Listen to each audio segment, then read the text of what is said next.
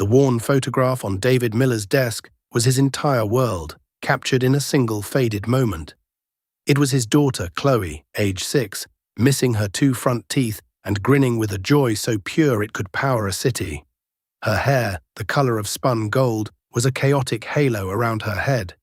That was before the word leukemia had entered their vocabulary and poisoned their lives. Now, at 8, her smiles were rarer, more fragile, and her hair was only just beginning to return as a soft, downy fuzz. Every keystroke, every line of code David wrote was for her. It was all for that smile. For 18 months, he had poured his soul into Project Nightingale. It wasn't just a project, it was a lifeline.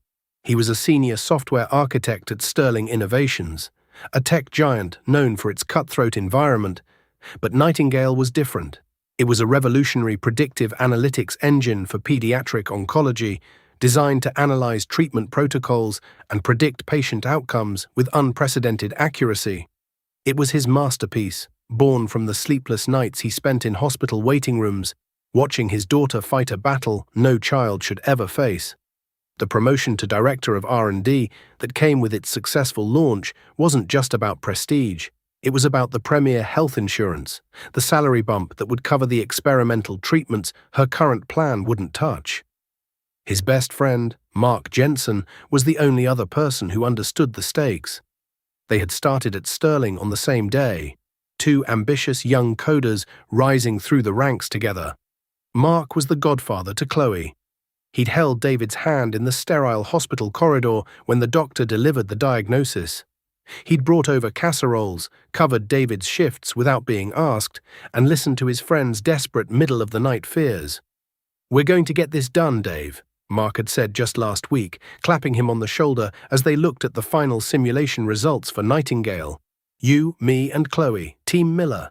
This project is going to save her, and countless other kids. You're a genius." David had believed him. He'd trusted him with everything, his fears, his hopes, and the master access key to the Nightingale servers. The morning of the presentation to the board was crisp and clear, a perfect autumn day that felt like a good omen. David had barely slept, his mind a whirlwind of data points and presentation slides. He'd kissed Chloe's forehead as she slept, whispering, "This is for you, sweet pea. Daddy's going to fix everything." He chose his best suit, the charcoal grey one he'd bought with Mark's help years ago. He arrived at the Sterling Tower 40 minutes early, his leather portfolio clutched in a sweaty hand. The 30th floor boardroom, known as the Summit, had a panoramic view of the city that usually inspired him. Today, it just made him feel small. He expected to see the junior tech team setting up the projector, but the room was already occupied. The entire executive board was there, along with the formidable CEO, Mr. Harrison. And at the head of the long, polished mahogany table, smiling confidently, was Mark Jensen. David's stomach tightened. "Mark, what's going on? I thought we were presenting at 10. Mark's smile didn't reach his eyes. They were cold, like chips of ice. "Change of plans, Dave. Mr. Harrison wanted an earlier brief. Don't worry, I've got it covered." On the massive screen behind Mark was the opening slide of a presentation. The design was sleek, the Sterling Innovations logo gleaming in the corner.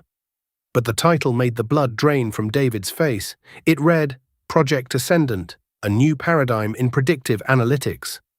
And beneath it, in bold, stark letters, "Lead Architect, Mark Jensen." David's portfolio slipped from his numb fingers, hitting the plush carpet with a soft thud. It was his presentation, his slides, his data, his life's work. Mark had stolen it. He had taken Project Nightingale, slapped a new name on it, and claimed it as his own. "Mark, what is this?" David's voice was a choked whisper. Mr. Harrison, a man whose presence usually commanded absolute silence, looked up with mild irritation. "Miller, what are you doing here? Jensen's presentation has already begun." "Sir," David stammered, his eyes locked on Mark, who refused to meet his gaze.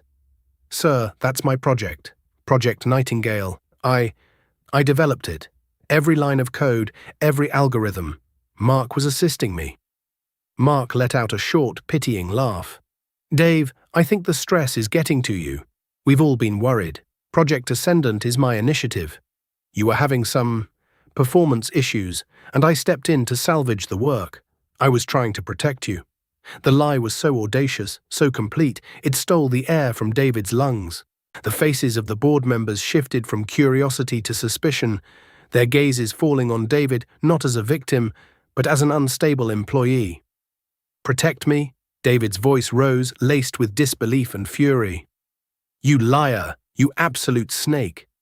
I trusted you. My daughter. This was for my daughter." "That's enough, Miller," Mr. Harrison said, his voice dropping to a dangerous low.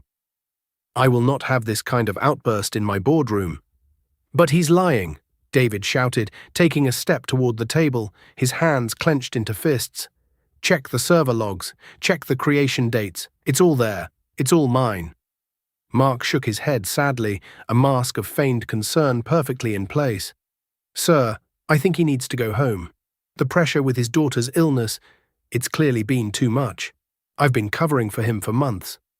It was the final devastating blow. Mark was using Chloe's illness, the very reason David had created Nightingale, as a weapon to discredit him. He was painting him as a man broken by grief, a charity case he had magnanimously carried. The board exchanged knowing, sympathetic glances.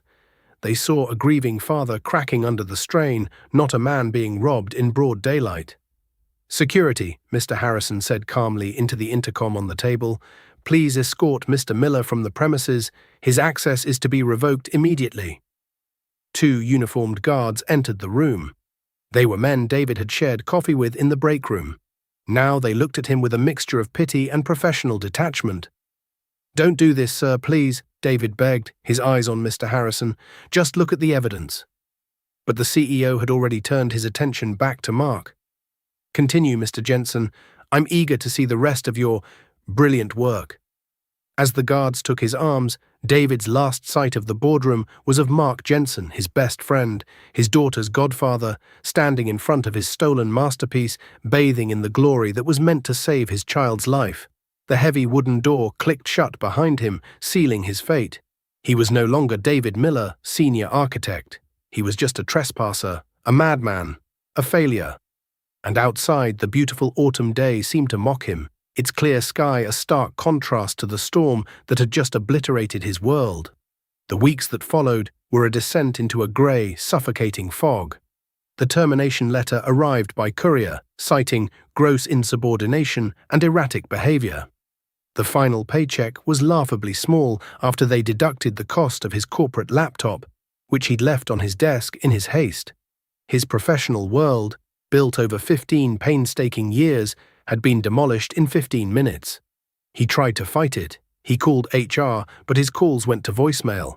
He emailed Mr. Harrison, laying out the proof with server logs and timestamps he'd luckily backed up on a personal drive. But the emails went unanswered, likely caught in a filter set up by Mark. He reached out to former colleagues, but the response was chillingly uniform. A few offered clipped, uncomfortable sympathies. Most didn't reply at all. Mark had been thorough, poisoning the well with whispers of David's breakdown, his unreliability. He was a pariah. The financial reality crashed down on him like a physical weight.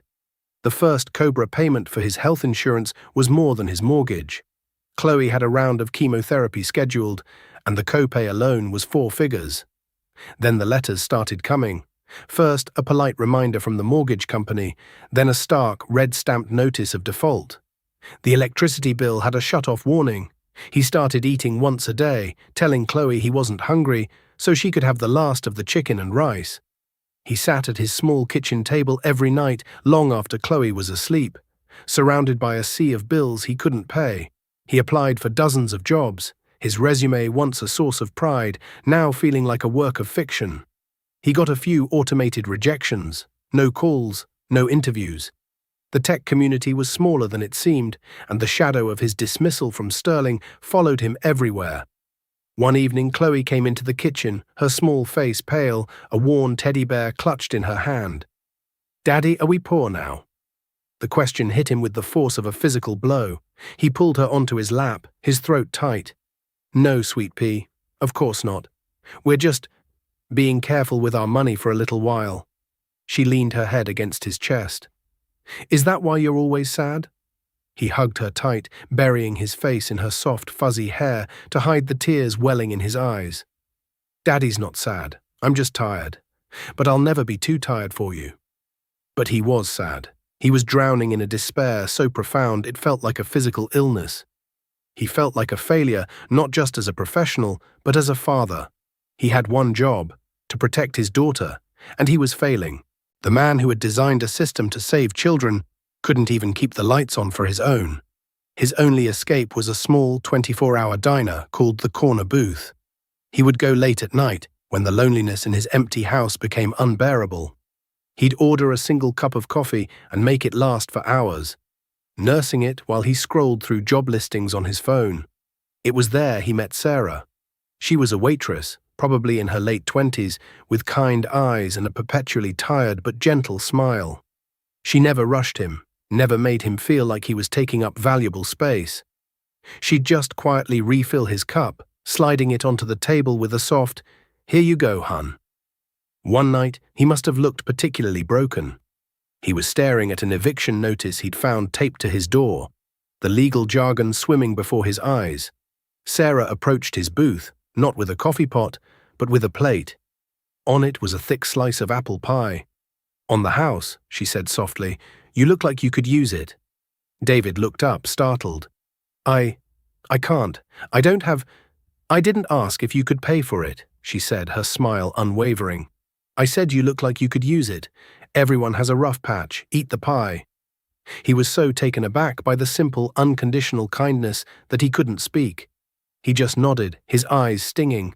He ate the pie, and it was the best thing he'd tasted in months. It tasted like a sliver of hope in a world that had none. He didn't know her name, and she didn't know his. But in that moment, her small act of grace was the only thing keeping him from shattering completely. The day the box arrived was the day he hit rock bottom. It was a plain cardboard box from Sterling Innovations, containing the personal effects from his old office. His favorite coffee mug, a few programming textbooks, and the worn photograph of Chloe. Seeing it all felt like a final cruel joke. He was about to throw the whole box into the dumpster when something small fell out and rolled under the sofa. It was a cheap, generic USB drive, the kind they gave away at trade shows. He didn't even remember having it. He almost threw it away too, but some impulse made him pause. He slumped onto the sofa, his head in his hands, the eviction notice a cold weight in his pocket. He had nothing left to lose. With a sigh of resignation, he walked over to his old laptop, plugged in the forgotten drive and clicked it open. And there it was, the key, the spark, the beginning of the end for Mark Jensen. The USB drive was a digital graveyard of forgotten files, a jumble of old project notes and presentation drafts. David almost dismissed it as junk. But in a folder simply labeled Archive, nested 3 levels deep, he found a file named Ledger Private XLX. His heart began to pound, a slow, heavy drum against his ribs. He clicked it open. It wasn't just a ledger, it was a confession. A meticulously detailed spreadsheet spanning 5 years, documenting every dirty secret Mark Jensen had. It was a shadow history of his career at Sterling. There were inflated expense reports, kickbacks from vendors, and, most damningly, a clear trail of embezzlement. Mark had been siphoning money from project budgets, small amounts at first, then growing bolder over time, funneling the funds through a series of shell corporations. The total was staggering, well over $2 million. But it was the second tab on the spreadsheet that made David's blood run cold. It was titled Contingencies. It was a list of scapegoats. For every fraudulent transaction, every failed project Mark had secretly sabotaged for his own gain, there was a name, a colleague positioned to take the fall, and David saw a name that made him sick. Robert Evans. Robert had been a brilliant, if somewhat eccentric, project manager at Sterling a few years back. He was fired in disgrace after his project, Odyssey, suffered a catastrophic failure, costing the company millions. The official story was that Robert had been negligent, cutting corners on security protocols. He had sworn his innocence, claiming his work had been sabotaged, but no one believed him. He was ruined. According to Mark's private ledger, Mark had been the saboteur. He had intentionally introduced a fatal flaw into the code, then manipulated the logs to point directly at Robert, all to cover up the fact that he had embezzled most of the project's R&D budget. David stared at the screen, the pieces clicking into place with horrifying clarity. Mark wasn't just a thief, he was a sociopath, a master manipulator who destroyed lives to cover his tracks. David himself was just the latest contingency. Mark hadn't just stolen Nightingale to get a promotion, he had stolen it because his own project was a shell, its budget already drained, and he needed a major, undeniable success to hide his crimes and secure his position. For the first time in months, the suffocating fog of despair began to burn away, replaced by something else, a cold, diamond-hard fury. This was bigger than his job. It was bigger than his own ruined reputation. It was about justice.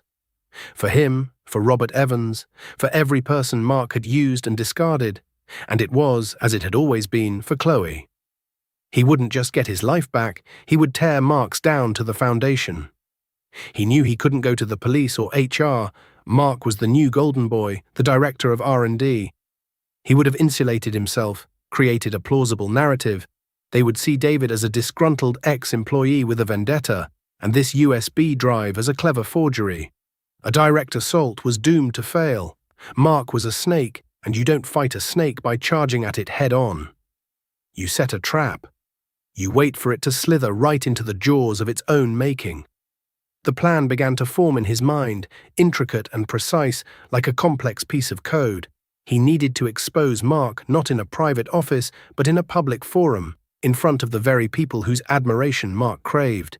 He needed to create a moment of such undeniable, humiliating truth that there would be no escape. He started digging.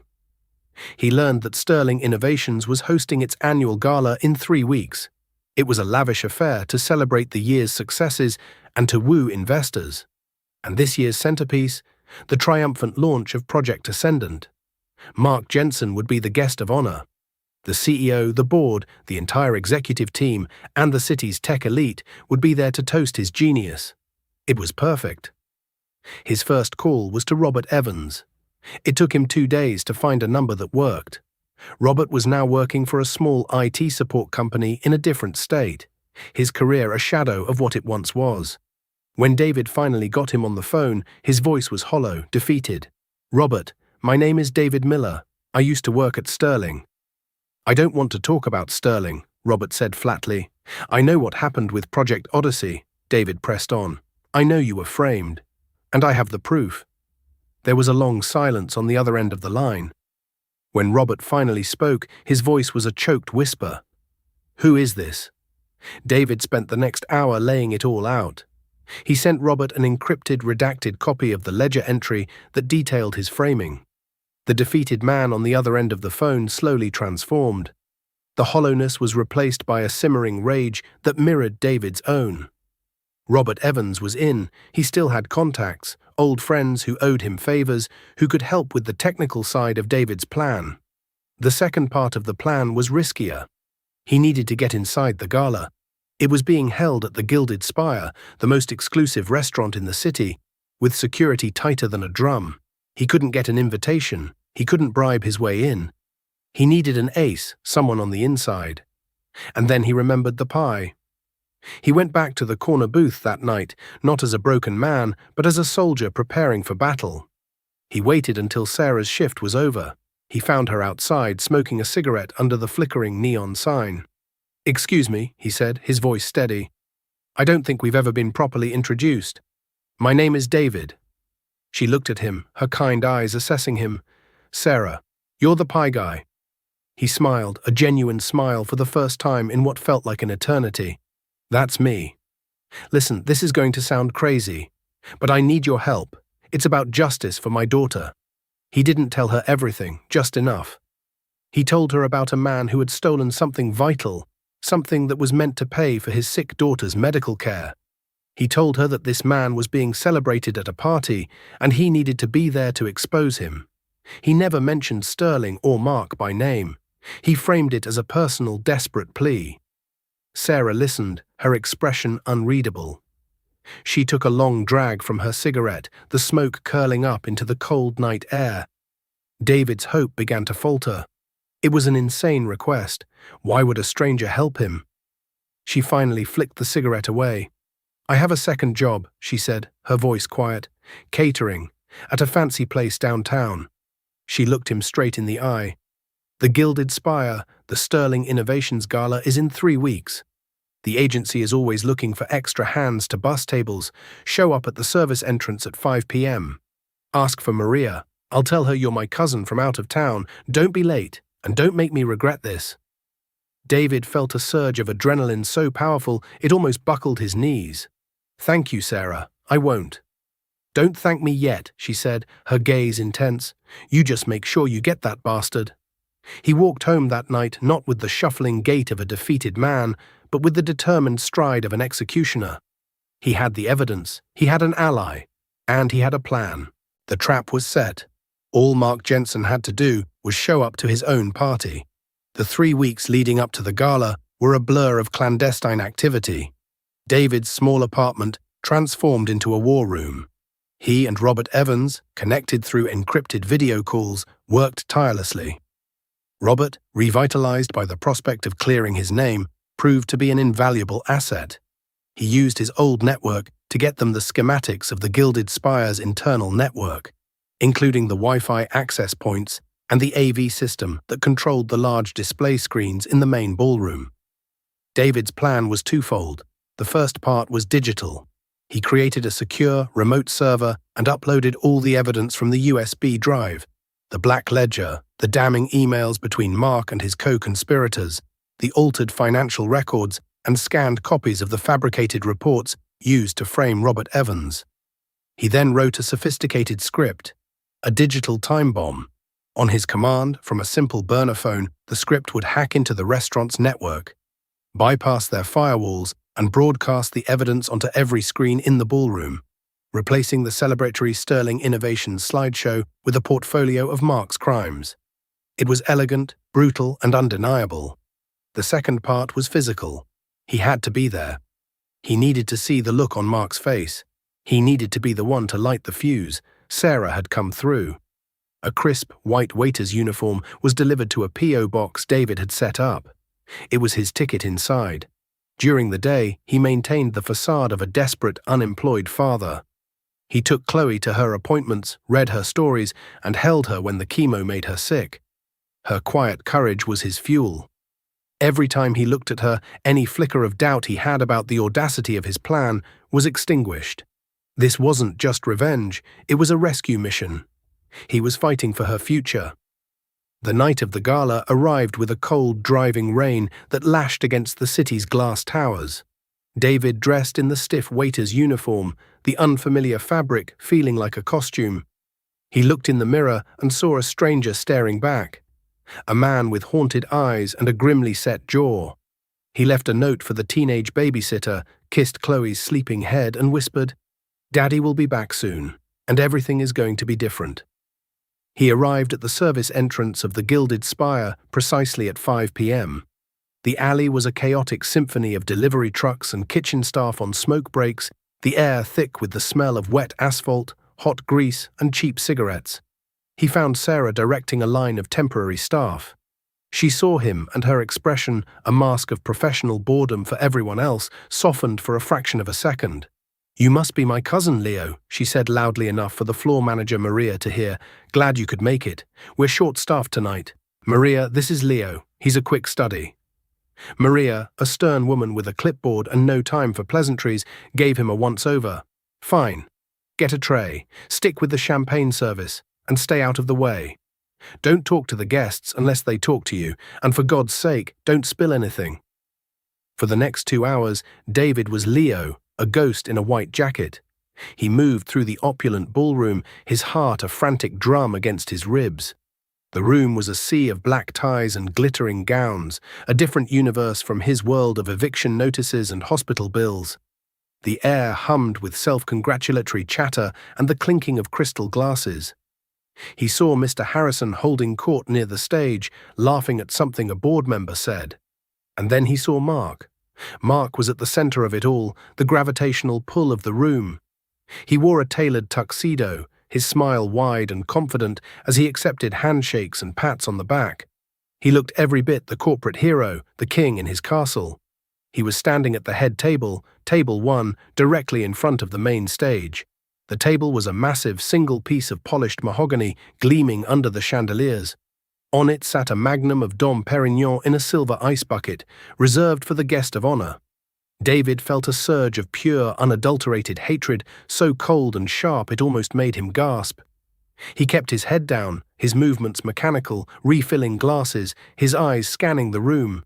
He saw the large screens, currently displaying a loop of Sterling's corporate logo and smiling employees. His digital trap was set and waiting. As he passed a cluster of executives, he overheard a familiar voice. "Yeah, Mark Jensen, brilliant guy. He really saved that project." The last guy, Miller, apparently had a complete breakdown. Sad story. His kid sick or something. The casual cruelty of the words was like a physical blow, but it only hardened his resolve. At 8:30 p.m., the lights dimmed. Mr. Harrison took the stage. "Good evening, everyone. It gives me immense pleasure to welcome you to our annual celebration. This has been a banner year for Sterling Innovations, a year of unparalleled growth and innovation. And the primary driver of that innovation is one man's singular vision. A man whose brilliance and dedication have given us the most revolutionary product in our company's history. Project Ascendant." The room erupted in applause. Mr. Harrison beamed, gesturing towards Mark, who stood up and gave a modest bow, basking in the adoration. "So please raise your glasses," the CEO continued, "to the man of the hour, our new Director of Research and Development, Mark Jensen." As the applause swelled again, David knew it was time. This was the moment. He picked up a full tray of champagne flutes, his hand steady despite the adrenaline coursing through his veins. He began to move toward the head table, his path deliberate, weaving through the clapping crowd. Sarah caught his eye from across the room, her expression a mixture of fear and encouragement. He gave her the slightest nod. He reached table 1 just as Mark was sitting back down, his face flushed with triumph. David placed his tray on a nearby service stand. Then he walked directly to the head table and picked up the magnum of Dom Perignon from its silver bucket. Mark looked up, annoyed at the interruption. "We're fine for champagne here, thanks." His dismissive wave was that of a king swatting away a fly. His eyes hadn't registered who was standing before him. David didn't move. He stood over the table, the heavy, cold bottle in his hand, and met Mark's eyes. Recognition flickered, followed by confusion, then a flash of pure alarm. Mark's confident smile tightened, then vanished. "David, what the hell are you doing here?" he hissed, his voice a venomous whisper that only David could hear. "You're trespassing. I'll have you arrested. Get out before I ruin what's left of your pathetic life." David ignored him. He raised his voice, not shouting, but projecting with a cold, clear authority that cut through the celebratory din. "A toast," he said. The conversations around them began to falter as heads turned. "I'd like to propose a toast." Mr. Harrison, still on the stage, frowned. "Who is this? Security." "My name is David Miller," he announced, his voice now ringing through the suddenly quiet ballroom. "And I was the lead architect of Project Nightingale." A collective gasp went through the room. Mark's face went white. "He's lying," Mark stammered, scrambling to his feet, his chair scraping loudly against the marble floor. "He's that disgruntled employee I told you about. Sir, he's unstable. He's been harassing me for weeks." "Am I?" David said, his gaze locked on Mark, a predator's stare. "I'd like to toast the man who taught me the true meaning of friendship. The man who held my hand at the hospital. The man who stole my work while my daughter was fighting for her life." He pulled the burner phone from his pocket with his free hand. He pressed a single button. On cue, every screen in the ballroom flickered to black for a single heart-stopping second. Then they lit up. Not with the Sterling logo, but with cascading columns of figures and text. Ledger Private.xlx. The title glowed under the spotlights. Then the screen split, showing scanned invoices with forged signatures, routing numbers for offshore accounts, and a detailed damning narrative of Mark's 5-year reign of terror, highlighting the section on Project Odyssey and the deliberate framing of Robert Evans. The display was a symphony of malfeasance, each piece of evidence underscored by a glowing red arrow, impossible to ignore. The silence in the room was absolute, a vacuum broken only by the sound of 100 indrawn breaths. Mr. Harrison stared, his face a mask of disbelief.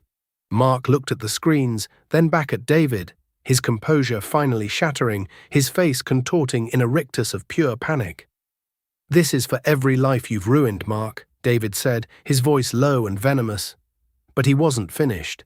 As Mark opened his mouth to scream about forgeries and lies, the screens flickered again. The spreadsheets vanished, replaced by a single audio waveform pulsing like a heartbeat. Then a voice filled the silent room. Mark's voice, captured with chilling clarity. "It was perfect," the recorded voice gloated, dripping with smug arrogance. Harrison bought the whole grieving father breakdown. Hook, line, and sinker. Miller's so wrapped up in his kids' chemo schedules, he wouldn't know a server log from a grocery list right now. He practically handed me the keys to the kingdom. A man's voice, rougher, replied on the recording. "You're playing with fire, Mark. What if he fights it?" Mark's recorded laughter was chilling. Let him fight. Who are they going to believe? A guy who's about to make them billions, or a charity case who can't even pay his mortgage? I'm untouchable. And his little girl, it's sad, sure. But it was the perfect cover story. Poetic, even. The audio clicked off. The final cruel words, poetic even, hung in the air like poison. If the spreadsheet was the evidence, the recording was the confession. It was the nail in the coffin. Mark stared at the speakers, his face the color of ash. David looked from Mark's terrified face to the gleaming mahogany table that represented his stolen victory. He thought of Chloe, of the eviction notices, of the nights spent in despair. Then he raised the magnum of Dom Perignon high above his head. With a guttural roar of pure, cathartic rage, he brought it down. The bottle didn't smash on the table, but on the marble floor beside it, exploding in a shower of glass and foam that spattered Mark's tuxedo. The sound echoed through the ballroom like a gunshot. Before anyone could react, before the stunned security guards could move, David bent down and picked up the jagged neck of the broken bottle. The thick green glass was a crude but effective blade. He lunged toward the table. Mark stumbled backward, tripping over his chair and landing in a heap on the floor. David leaned over the polished wood, the symbol of Mark's stolen triumph, and began to carve. The screech of the glass against the lacquered finish was a horrifying, visceral sound. He poured all his pain, all his fury, all his love for his daughter into his arm. 3 words. He carved them deep into the wood, the letters rough and angry. "For my daughter," he stood up, breathing heavily, and threw the broken bottleneck onto the table.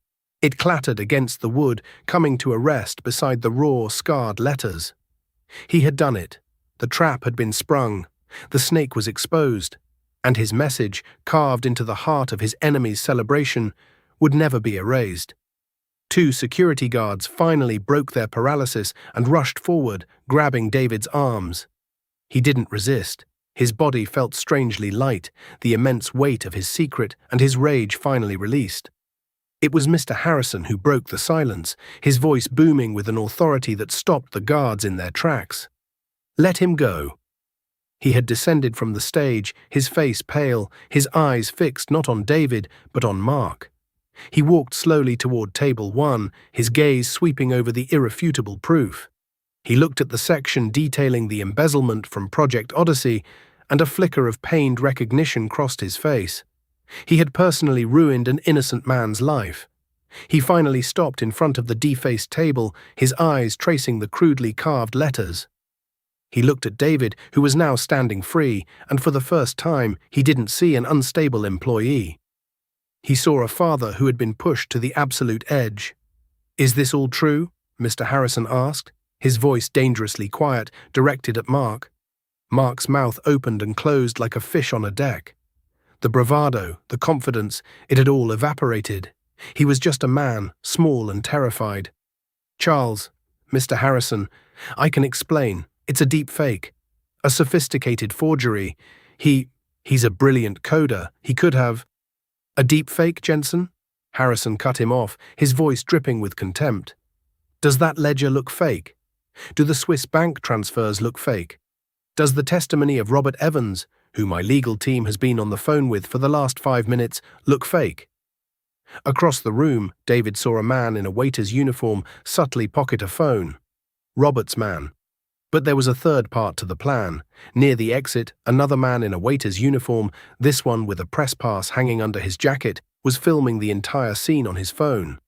He was the investigative journalist David had tipped off, promising him the corporate scoop of the decade. Mark crumbled. His eyes darted around the room, looking for an ally, a friendly face, but he found only disgust and condemnation. "Please," he whimpered, his voice barely a whisper. "David was my friend. I was trying to help." "Help?" David's voice was quiet, but it carried the weight of his entire ordeal. "Was it helping when you let me think I was losing my mind? Was it helping when my daughter asked me if we were poor because our lights were about to be shut off? You stood in my kitchen, Mark. You ate my food. You held my daughter's hand and called yourself her godfather. And all along, you were the snake in my house." Mr. Harrison's jaw tightened. He pulled out his own phone. "Someone call the police," he said to his head of security. "But they're not for Mr. Miller." He turned his icy gaze on Mark. "They're for him. Detain Mr. Jensen. Don't let him leave this room." As security shifted their attention from David to a now sobbing Mark, David felt a hand on his arm. It was Sarah. She had appeared at his side, her face a mixture of terror and awe. "You crazy son of a bitch," she breathed, a slow smile spreading across her face. "You thought of everything." The aftermath was swift and decisive. The police arrived and, after a brief conversation with Mr. Harrison and the company's legal counsel, led a handcuffed Mark Jensen from the ballroom, his path illuminated by the flash of the journalist's camera. His public coronation had become his public execution. The gala ended abruptly, the guests leaving in a stunned silence, whispering about the most spectacular corporate implosion they had ever witnessed. Later, amid the quiet chaos of staff clearing the room, Mr. Harrison approached David. The CEO looked older than he had on stage, the weight of the evening etched on his face. "Mr. Miller, David," he began, his voice low. "Your emails. I want you to know I didn't ignore them." David looked at him, surprised. "Sir, Jensen had IT create a filter to block you, but I have my own back channels. I received everyone. The server logs you sent were compelling, but Mark had built a fortress of plausible deniability around himself. I started a quiet internal audit 2 weeks ago. I suspected something was deeply wrong, that the company had a cancer, but he had covered his tracks masterfully. I needed something undeniable, something public that he couldn't spin or bury." Harrison gestured around the empty ballroom. "Tonight, you didn't just expose a thief. You performed surgery in front of my board and our biggest investors. You saved this company." The next day, Harrison was true to his word. He offered David not just his old job back, but Mark's now vacant position, Director of Research and Development. He also offered a formal public apology from the company, a multi-year contract, and a restitution bonus that was more than enough to cover all of Chloe's current and future medical expenses. David accepted, but on his own terms. He demanded oversight, transparency, and a new corporate ethics committee, which he would co-chair with Robert Evans, who had been flown in and offered a senior management position with a full back pay settlement. David was no longer just a coder, he was a leader forged in the fires of betrayal. The story of that night became a legend. The mahogany table, with its scarred message, was not replaced. At David's insistence, it was removed from the ballroom and installed in the main lobby of Sterling Tower, preserved under a sheet of protective glass. It became a monument, a stark, visceral reminder of the cost of unchecked ambition and the ferocious power of a father's love. It was a warning and an inspiration. Months later, David stood in a sun-drenched park, pushing Chloe on a swing. Her laughter, clear and strong, was the most beautiful sound in the world. Her hair had grown back, a soft golden crown. Project Nightingale, now fast-tracked with the full backing of Sterling, was already being implemented in children's hospitals, and the experimental treatment it had identified for Chloe was working. Her latest scans were clear. She was in remission. He saw a familiar figure approaching, carrying 2 cups of coffee. It was Sarah. She handed him a coffee and smiled as she watched Chloe soar toward the sky. "Look at her," Sarah said softly. "She's flying." "She is," David agreed, his voice thick with emotion. He turned to Sarah. "Do you ever think about that night?" "Every time I have to polish silverware," she joked, then her expression softened. "Sometimes. I think about how scared I was for you, and how proud." "I think about the pie," David confessed. Sarah laughed. "The pie?" It was the first time in months anyone had done something for me without wanting something back. It reminded me there was still good in the world when I was sure there wasn't. "You saved me long before I ever stepped foot in that gala, Sarah." She blushed, looking down at her coffee. "Everyone has a rough patch. Some people just need a little help getting through it." He reached out and took her hand, his fingers intertwining with hers. The past was a scar, like the letters on the table, but it was no longer an open wound. It was a reminder of how far he had come and of the incredible lengths he would go to for his daughter. He had faced down the monster, and in the end, love had won. Like, share, and comment your thoughts on this ending.